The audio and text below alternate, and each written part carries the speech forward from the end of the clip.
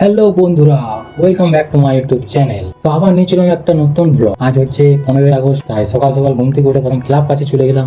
দেরি না করে নিজের কাজ শুরু করে দিলাম। প্রতিবার তো ইংরেজিতে হ্যাপি ইন্ডিপেন্ডেন্স ডে লিখি, তাই এবারে কিছু নতুন ভাবলাম যে এবারে যা কিছু লেখার বাংলাতে লিখবো। তাই শার্ট করে বাংলাতে শুভ স্বাধীনতা দিবস লিখে ফেললাম। তারপর আমরা সবাই কনফিউজ ছিলাম যে এটা 78 না 79তম স্বাধীনতা দিবস। তাই অনেক মোবাইল ঘাটাঘাটি করার পর, ক্যালকুলেশন করার পর বুঝতে পারলাম যে না, এটা 79th ইন্ডিপেন্ডেন্স ডে। তাই আবার যেটা আমরা 78তম লিখেছিলাম ওটাকে বাদ দিয়ে আবার নতুন করে 79তম লিখলাম। তারপর তোমরা দেখতেই পাচ্ছ যে আমরা চারিদিকে কেমন ট্রাই কালার পতাকা লাগিয়েছি কাগজের। তারপর আমরা সবাই বাঁশ নিতে গেলাম, মানে বাঁশের কাঠি নিতে গেলাম বাচ্চাদের পতাকা লাগানোর জন্য। তারপর বাঁশের কড়চিগুলো টুকরো টুকরো করে কাটলাম।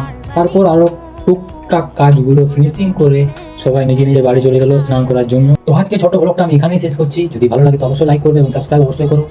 যদি এর নেক্সট পার্ট দেখতে চাও তাহলে অবশ্যই কমেন্টে পার্ট 2 লিখো। Thanks for watching, by.